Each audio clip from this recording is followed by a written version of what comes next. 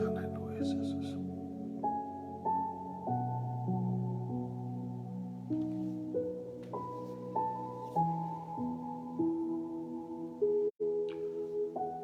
Graças a Deus. Aleluia, louvado seja o nome do Senhor.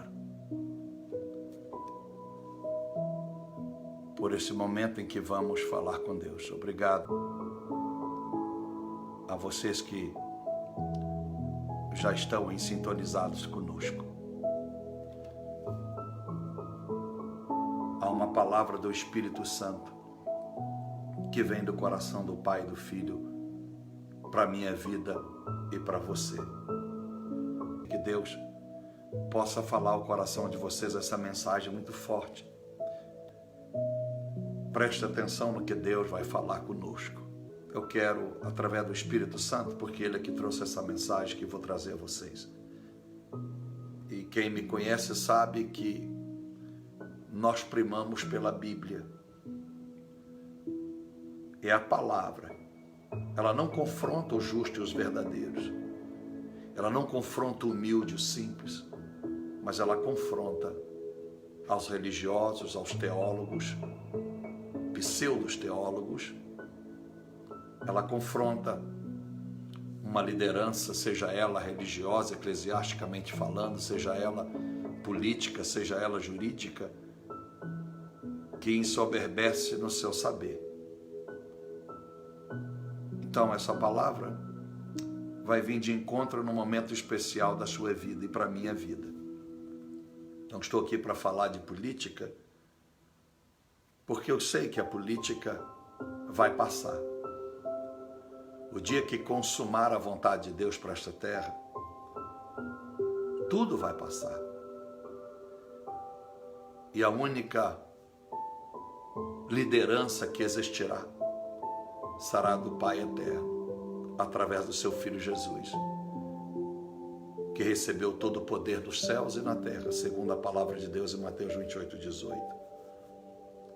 Então, eu não vou me atentar à política para desperdiçar esse tempo precioso que você entrega neste momento. Com certeza você quer ouvir uma palavra de Deus. Com certeza você quer receber uma oração. Então eu quero linkar a palavra de Deus ao momento que o Brasil está vivendo. Então a necessidade que eu e você temos de entender o que está acontecendo, não só no Brasil, mas no mundo inteiro. Portanto, quero agradecer desde então àqueles que estão comigo orando, intercedendo, para que a palavra de Deus alcance nações. A política de cada país alcança o interesse de cada país. E só há um governo, só há um soberano líder que governa para o povo em geral. Esse é Deus. Então, eu quero agradecer àqueles que acreditam que esta palavra, a palavra de Deus, deve ir a todas as nações. E evidentemente que muitas das vezes nós atravessamos, como Paulo, fronteiras como Paulo, um grande exemplo, nas suas viagens missionárias, a pregar em nações ao qual ele não pertencia, ao qual ele não tinha parente, ao qual ele não fazia parte da sua origem. Mas o dom ou o chamado que Deus havia dado ao apóstolo Paulo o faz atravessar fronteiras e ministrar a palavra de Deus a judeus e a gentios. Gentios, toda nação que não era judia. Então eu sei que Deus tem um propósito através de missões. Há muitos que o seu chamado é na sua cidade, é no seu país, é local na sua região, mas há outros que Deus dá incumbência de atravessar fronteiras, e esse é o meu. Pode ser que amanhã não seja, mas isso arde na minha alma. Então eu louvo a Deus por vocês que estão entendendo a necessidade de missões. E eu quero agradecer mais uma vez, sem fazer lisonjas específicas a alguém, mas honrar a quem é de direito. E eu citei no meu áudio a Lília, que eu tenho uma consideração, eu sempre digo, e E não faço isso para ofender ninguém, para machucar alguém, para desprezar outra pessoa, mas a Lília sempre terá um lugar especial no meu coração, porque o de Deus, quem sou eu para medir? Se ela faz diferença na minha vida, na vida de muitas pessoas, que nem sabem que ela existe por causa das missões, então eu tenho certeza que Deus a ama, porque o que ela faz desde que me conheceu, desde 2008, é porque ela ama o Senhor. Final de 2008. Os anos se passaram, mas a Lília continua a mesma, com relação ao amor missionário. Ela tem erros, você tem e eu tenho. Mas o que me empolga, entusiasma, é o que me faz entusiasmado com isso, é com a atitude das pessoas. É que eu disse, o Satanás quis tirar a autoestima de Adão, quis que ele não acreditasse mais no perdão de Deus. E Deus, embora traz uma consequência, dar a oportunidade de continuar a viver. E Deus disse a Adão, Adão, do fruto do seu suor, Adão, você comerá desta terra. O que Deus estava dizendo? Adão, você errou, mas isso não impede que tu continuas a fazer a obra. O que quer dizer, enquanto você estiver produzindo nessa terra, você vai se alimentar, vai alimentar a sua esposa, os seus filhos, e daí, Adão, os seus netos, e aí populou o mundo, por causa de um homem, que embora tendo errado, Deus não impediu que a obra continuasse a ser realizada por ele, ser produtivo. Então, a Lília tem erro, eu tenho erro, nós temos erros, mas o que me chama a atenção é que a Lília tem um amor incondicional pela obra missionária. A Olívia, eu sempre cito, daquele tamanzinho, tem um amor grande pela obra missionária. E a Bíblia disse em Provérbios 14:1 que a mulher sábia edifica a sua casa. A sábia não é aquela que só acerta, a sábia é aquela que, mesmo sabendo a diferença do certo e do errado, às vezes comete erros, mas ela se levanta. Ela olha para o Senhor. Lembra outrora que eu disse? E se você não estava presente no culto que eu disse, eu repito para que você ouça e guarde esta palavra. Não é porque nós conhecemos a vontade plena de Deus que cometemos as coisas mais certas. E é por sabermos as coisas justas de Deus é que nos faz temer quando nós cometemos falhas. Então, nós sabermos a plenitude do que Deus quer não nos impede de desobedecê-lo, de não obedecê-lo e fazer aquilo que nós queremos. É assim. Mas eu quero honrar mais uma vez a todos que levam a obra missionária com lisura e com muita compaixão. O meu desejo, eu repito, nessa vida minha nova de trabalho, pode ser que isso termine daqui a um tempo. Pode ser que eu só continue pregando o Evangelho, que é o meu sonho. Só isso. Mas, eu já disse, com o Evangelho eu nunca consegui, na verdade, tudo o que eu sonhei para fazer a obra. Quem sabe estou enganado e o trabalho também não vai. Quem sabe era um tempo do Senhor. Quem sabe foi uma aprovação de Deus. Mas eu entendo que na voz do Espírito Santo é o meu tempo. É uma nova atmosfera. É o momento em que eu acredito e tenho visto com meus olhos que aquilo que Deus tem me dado através do meu trabalho secular tem me feito abençoar muitas vidas, tem me feito alcançar coisas que outrora eu tinha as dificuldades, às vezes atrelada a uma, duas pessoas, a meia dúzia, para ajudar a minha obra missionária. Então, meus amados, eu peço mais uma vez que vocês entendam quando eu elogio uma pessoa como a Lília. E é esse o desejo que eu tenho para minha filha, que eu sei que ama missões. É esse o desejo que eu tenho para todos. Que o Evangelho não seja apenas feito de uma fé morta, mas seja feita com obras. Então a Lília hoje mandou uma mensagem. pastorzinho, nós, ela nunca fala eu. Ela fala nós depositamos a nossa oferta missionária, mas aquela que nós deixamos no Brasil com o Senhor. Então ela botou lá, parece pouco, mas, meu Deus, se todos fizessem como ela, porque ela não dá porque ela tem. A maioria das vezes, nos momentos difíceis da Lília, ela deu com sacrifício. E ela disse, pastorzinho, coloquei lá $1.250. Ela falou, colocou oferta. Aí eu olhei na conta, chequei na minha conta da América. E está lá a oferta dela.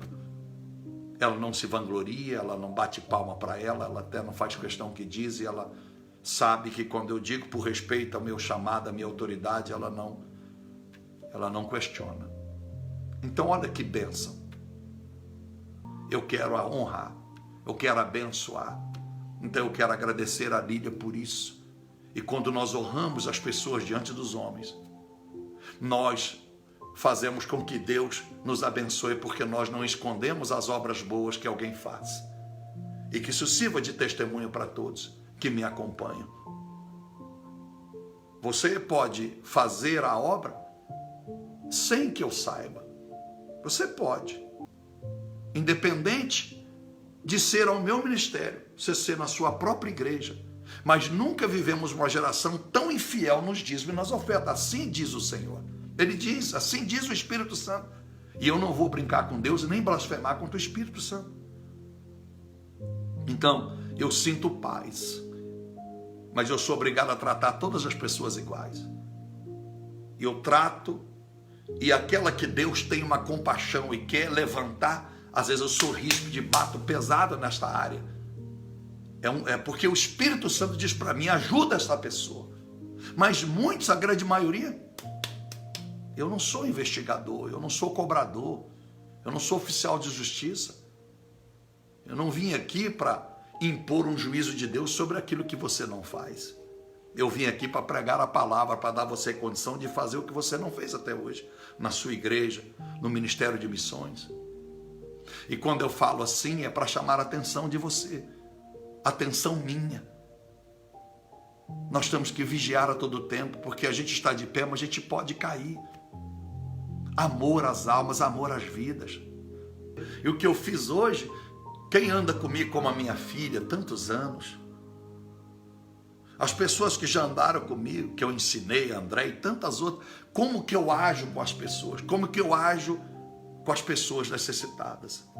Então eu estava num lugar, e nesse lugar, na porta desse ambiente, ou dessa padaria aí de comida boa, tinha talvez umas 7 pessoas na porta, entre mulheres, jovens, estavam lá. E quando eu passei por elas, lógico, elas estavam ali, sentada na porta ali, pedindo oferta, pedindo comida, enfim, moço, o senhor me dá um dinheiro aí para isso e para aquilo? Eu disse, quando eu sair da padaria, eu dou. Aí eu estava na padaria comendo, quase 6 da tarde, estava ali. Aí Deus tocou no meu coração para mim não levar o dinheiro, mas comprar algo. Aí comprei 3 bolos bons, 2 refrigerantes super litro. Fiz o cuidado de pedir copos descartáveis, colher, faquinha de plástico. E saí ali e entreguei. Elas ficaram maravilhadas. É só para testemunhar para você. Elas ficaram alegres. Muito obrigado. Avançaram aí. A pessoa que estava comigo, ela disse, a pessoa que disse que eles já o dia inteiro estão dando para eles as coisas aí. A pessoa não fez por mal. Mas o Espírito veio logo no meu coração. Olha como é que o inimigo quer impedir que a gente faça a obra. Não me interessa se alguém deu R$1 milhão para elas, se elas estão ali roubando, se toda a comida que elas recebem, elas vão atrás de um poste, de uma árvore, esconde. Mas aí que o meu coração ferve. Aí que eu disse, não, agora que eu vou dar. Agora que eu vou abrir. Isso é sinal de Deus. Porque assim é o coração do homem. Você vê alguém já soou no ouvido da pessoa que estava comigo que aquelas pessoas estão recebendo ali, estão cansadas de dar comida para elas, mas a palavra disse que se um pobre lhe pedir algo, não negues. Não importa o que ele já tenha recebido. Aí vem pelo discernimento. Então, quando entregamos aquilo, eu disse, é a oportunidade de eu falar de Jesus. Ele disse, olha, vá procurar uma igreja, vá buscar Jesus. E o senhor é pastor? Qual igreja que o senhor é? Eu falei, eu não quero dizer o nome da igreja, eu sou de Jesus. Ele disse, mas o senhor não tem uma igreja, o senhor não frequenta a igreja? Eu falei, eu não quero dizer a igreja que eu frequento, para que vocês não me liguem a uma religião. Para que vocês não me liguem a uma denominação e ela passa a ser maior do que Jesus. Então, eu sou de Jesus, diz para elas. Sou de Jesus. E eu estou fazendo isso aqui por causa de Jesus. E aí ela disse, o senhor podia comprar um remédio para piolho? Aí a moça coçava, uma cabeleira grande, coçava, parece que era a mãe dela abraçada com ela, e disse, olha aqui, olha aqui. Eu não quis nem olhar, mas ela coçava todo, e ela não ia pedir um remédio, ela não pediu dinheiro, só podia comprar na farmácia um remédio de piolho, assim mesmo. Só podia comprar. A moça devia ter aí seus 17 anos, quem sabe menos. Hoje as pessoas desenvolvem muito, embora a idade ainda é uma idade de menor, a idade não condiz com o tamanho, com a feição da pessoa, as pessoas amadurecem muito rápido. Então ela pediu um remédio para piolho. Aí ela disse, tá bom, eu vou comprar. Eu vou ali na farmácia e vou comprar. Aí a outra disse assim, aí, e a minha mãe ali, a senhora que estava com a menina deitada assim no seu colo, encostada, disse, e a minha mãe está com a dor de cabeça, só compra um remédio para dor de cabeça? Aí eu falei, vocês tudo tão doentes. Precisam de Jesus, disse, eu vou comprar. Aí a moça virou e disse, só podia comer e comprar depois do remédio, se eu comprar um shampoo, um condicionador para mim. Pastor, não está abusando do senhor, não? Não interessa. O meu contador é Deus. Ninguém rouba de mim. Porque se alguma coisa foi extraída de mim, Deus é poderoso para restituir. Aí eu fui e daqui a menos de 15 minutos eu voltei. Parei na farmácia, comprei um kit de shampoo, Delseve com condicionador, com a caixinha bonitinha. Comprei o remédio de piolho. Comprei o remédio para dor de cabeça, Advil, a farmácia receitou, comprei e botei no pacote. Por que o senhor não orou por elas, pastor, para curar? Muitas das vezes o que as pessoas precisam primeiro não é da minha oração, é do meu amor, é do gesto de amor, porque ele vale mais que muitas orações que têm sido feitas com interesses. Muitas das vezes alguém ora para alguém ser curado porque quer fugir da responsabilidade de estender a mão, meter a mão no bolso e ajudar quem está doente. Muitas vezes oram para as pessoas prosperarem porque não tem coragem de enfiar a mão no seu bolso e tirar algo para abençoar quem precisa de um pedaço de pão, não apenas uma oração. Então foi um gesto lindo. Aí eu disse para a pessoa, olha, você tem que ver a alegria. E o povo gritando, obrigado, aleluia, olha que maravilha, obrigado. E já tinha começado a chover. E ele estava lá debaixo aí, daquela padaria com a marquesa pequenininha. Olha que maravilha. Aí eu fiquei com alegria, uma satisfação, dizer, Deus, me faça mais crente. Não importa quanto custou os bolos na padaria. Evidentemente, a minha conta na padaria ficaria 1/3 do que eu gastei depois que comprei para elas aqueles alimentos. E ficou muito maior quando eu fui para a farmácia. Porque os preços de um shampoo é diferente do supermercado. Mas não interessa, eu estou compartilhando um testemunho. Por isso que eu estou honrando a Lídia. Porque ela não fez, eu não perguntei quanto ela tem no banco, se ela está sobrando, se ela está rica. Esse gesto de compaixão, de fazer algo, ainda agora. Então, use esse exemplo, se eu posso ser exemplo, se você está acreditando nas minhas palavras. Usa esse exemplo. Eu não vou para esses países fazer turismo. Eu vou nessas nações para fazer a obra. Na África, muitas das vezes já fui roubado por pastores que diz que a conta era $7.000 quando a conta era $3.000. Me roubaram. Mas não interessa, vou continuar. É as almas. Se aquele homem roubou, muitas almas foram abençoadas pelo que eu preguei às crianças quando eu ungi ela com óleos, eu dei um presente para ela. Não importa. Na Índia, a mesma coisa, já me roubaram, mas eu não tenho dúvida disso. Líder, pastores, não tem problema. Eu sei que no céu está registrado tanta boa obra que eu fiz, quanto a má que fizeram, achando que eu era trouxa, que eu era... Aleluia, o Espírito Santo fala. Aí na China agora, melhor amiga, a pessoa que devia trazer uma palavra de esperança, esse pastor, olha, cuidado, hein? Porque aqui eles estão prendendo quem está falando de Jesus. Se pegar o senhor com a Bíblia, é 30 dias de cadeia. Só pode tomar 1 ano de cadeia e não sair do país, dependendo da gravidade. Eu disse, pois agora que eu vou, agora que me irritou o Satanás. Então quantas vezes eu já fui e alguém dizia que eu não ia voltar? Não interessa. Nunca peguei malária, nunca peguei febre amarela, não tomei um tiro lá. Quando tentaram me assaltar em São Paulo, já te contei a história que eu botei o cara para correr. Com revólver e tudo, e os seus dois, já o anjo já deu rasteira deles na minha garagem, então os dois, com mais aquele, rachou fora. Eu não tomei tiro, não. Eu não aconselho que ninguém faça o que eu fiz. Mas foi um momento em que foi aquela reação de Deus no meu coração. E se eu estivesse errado, tinha tomado um tiro, eu tinha matado o cara. Porque nós brigamos com a arma dele na mão. Dentro da minha sala, só eu e ele. E quando eu botei, cheguei na porta, já tinha 2 entrando, armados. Eles escorregaram, porque a irmã Fátima aqui, minha dona Márcia, tinha ido na minha casa, como sempre me ajudaram, e tinha feito uma faxina ali, na sexta, onde a semana e a garagem estava escorregadia. Então Deus é maravilhoso.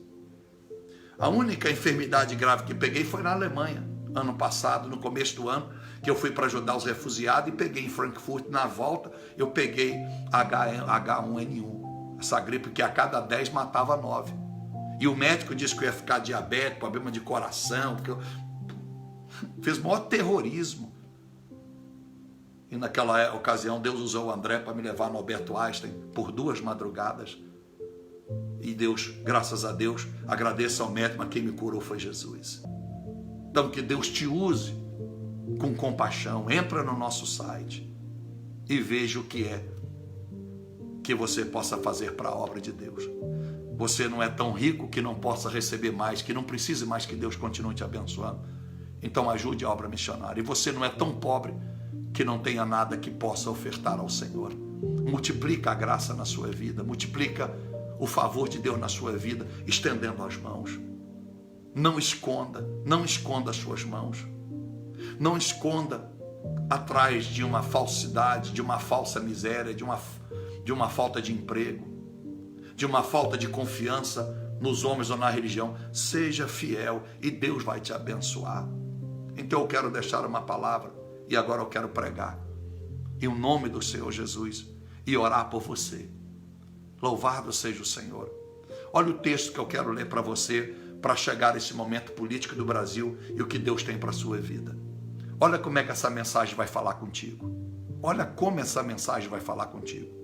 Ela está escrito no capítulo 16 do Evangelho de João, no verso de número 52, que diz assim, disse Jesus, mas vem a hora, e já chegou, presta atenção, que sereis dispersos, cada um para a sua casa. Presta atenção, cada um para a sua casa. Eis que já verá, eis que é a hora, e já chegou, que vocês vão ser dispersos para a sua casa. Em outras palavras, vocês irão, cada um para a sua conveniência. Cada um vai se esconder no seu abrigo, no seu refúgio. Lembra quando Jesus diz, os pardais têm os seus ninhos. Lembra? Mas eu, disse Jesus, não tenho onde reclinar a cabeça. Mas o Senhor está dizendo, vós serão dispersos, serão espalhados, mas vocês não vão se perder. Sabe por quê? Porque vocês vão para suas próprias casas.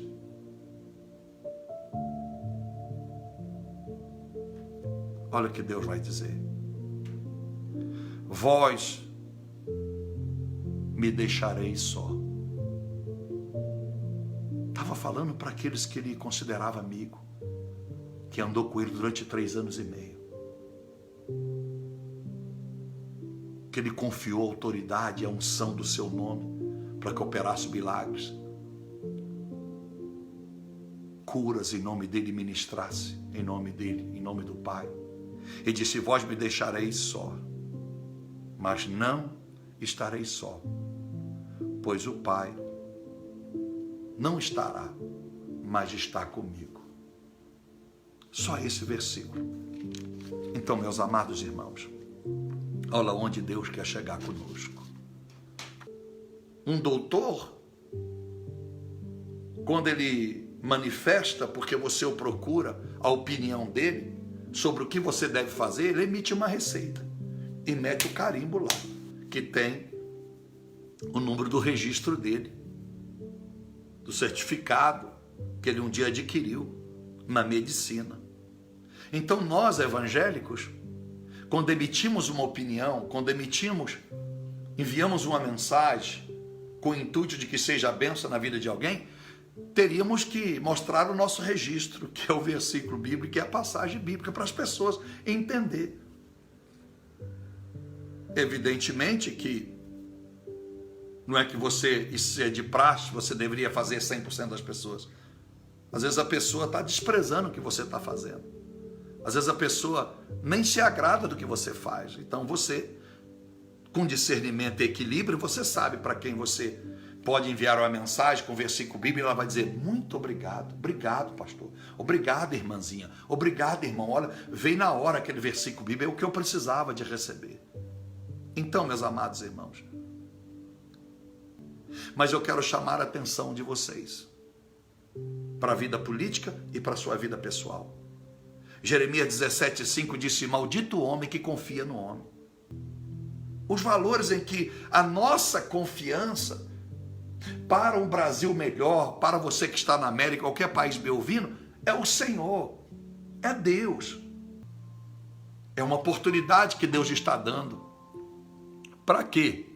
Deus está dando para o Brasil, para os políticos, para nós, enfim, para toda a nação. Vocês querem falar no meu nome? Vocês querem que eu coloque as minhas mãos de favor? Então eu vou dar a oportunidade. Depois não diga que eu não dei. Romanos, eu já disse para os irmãos 13:1, que nenhuma autoridade é dada sobre ninguém que não venha do Senhor. Então é de Deus. Hebreus 13:6. É o Senhor que me ajuda. A quem temerei? Não temerei por isso, porque Ele que me ajuda. O que me fará o homem? Lembra, o homem não pode fazer nada de mal ou de bem a meu favor, nem mal contra mim, nem bem a meu favor, se Deus não permitir, porque Deus é o dono da minha vida. Salmo 62:11, o poder pertence a Ele, está escrito, acabou. Não há outro Deus além dele, é só Ele. Então, meus amados irmãos, 1 Samuel, capítulo 8, verso 7, quando escolhem rei Saul para presidir Israel, a nação, o profeta se entristece e vai falar com Deus, entristecido. Deus, como se ele tivesse: Deus, me perdoa pelo povo, o Senhor me colocou como profeta, e parece que as palavras que preguei foram ineficientes, elas não foram tão fortes que convenceu esse povo de acreditar no Senhor, me perdoa, ó Deus, o que eu faço? Aí Deus disse: Samuel, não se entristeça. Verso 7, não rejeitaram a você, rejeitaram a mim. E ele disse: vão saber a diferença de serem governados pelo homem e de serem governados por mim. Saberão. E Samuel, depois de ouvir a Deus, ele foi e falou com o povo: olha, assim diz o Senhor. O povo disse: mas nós queremos um rei, assim como toda a nação. A história de Israel foi um fracasso, foi uma desgraça plena. Meus amados irmãos, o homem vem se decepcionando com o homem desde Adão a Noé, desde Saul, um estadista, até Caifás e Anás, líderes espirituais. Todos falharam, mas o homem ainda continua clamando para que outros homens o governem sobre eles. Ah, se nós entendêssemos nosso papel político, sim, mas que confiássemos no Senhor de verdade, orássemos ao Senhor de verdade, com certeza nenhum político ficaria um dia além do que é devido aonde ele está, porque Deus ou tiraria ele da cadeira ou levaria ele desta vida para honrar a oração dos justos, o amor e o temor e a fidelidade dos justos a Ele, o único Senhor e Deus da nossa vida. Ô Espírito Santo, olha, meus amados irmãos, Provérbios 29:2, no plural está dito, quando os justos, no plural, quando os justos governam, o povo se alegra. Dá a entender que Deus está falando exclusivamente de homens. Lógico que Deus, como eu disse em Romanos 13:1, Ele que escolhe as autoridades que vão, Ele que permite, que vão reger as ordens, as leis sobre nós. Mas acima deles sempre é Deus. Então, quando Deus diz assim, olha, quando os justos, Deus estava falando dele mesmo. Como, pastor? A Santíssima Trindade, Pai, Filho e Espírito Santo. Quando os justos governam, o povo se alegra. Se todos nós escolhêssemos Deus para ser soberano sobre o nosso destino. Jesus para ser o Salvador das nossas escolhas. O Espírito Santo, aquele que iluminasse o nosso entendimento. Nós teríamos sabedoria por causa do Espírito Santo. Teríamos escolhas certas por causa de Jesus. E teríamos a visão correta da realidade da vida e do mundo por causa do Deus Pai. Coloque os justos para governar sobre a sua vida. Agradeça a Deus, ore pelos governantes deste país, mas confie no Senhor. Cuidado para você não depositar a sua confiança nesse governo humano, porque se Deus tirar a mão, será esse governo que vai trazer o pior cataclisma, porque aí é a frustração geral, não só dos religiosos, não só daqueles que professam uma fé em Cristo, mas também de toda a sociedade civil, seja ela ateia ou não. Pensa comigo, pode ser o maior cataclisma do nosso país, porque nós estamos quase divididos. A metade é oposição. Metade oposição, a metade posição. Então, meus amados irmãos, Jesus é a solução para este país. E eu termino assim, para orar. Jesus é a solução deste país. É a solução do mundo. É a solução da sua vida. E a tristeza maior, com certeza, do Pai, do Filho e do Espírito Santo, os justos que governam sobre aqueles que decidem para aquele governo, é que hoje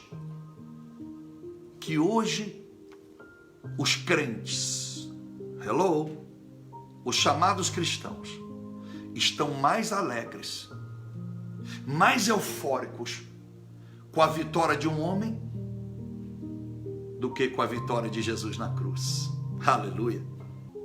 Porque aqueles que aplaudem a política, que euforicamente foram para a avenida com a sua camisa e postaram, todos nós que negamos o Senhor Jesus nas nossas ações, nas nossas atitudes. Sim, honre aquele que será teu presidente, mas não troque a glória que é de um homem chamado Jesus para um homem. Não troque, não faça isso. João 14:27, disse Jesus: eu vos dou a paz que o mundo não vos pode dar. Senhor, meu Deus e nosso Pai,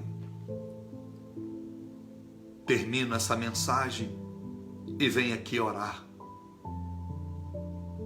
em nome do Senhor, da sua Santíssima Trindade, por nós este Brasil, pela igreja deste país, porque tantos líderes religiosos fizeram campanha em suas igrejas para os seus candidatos ao longo desse mês político.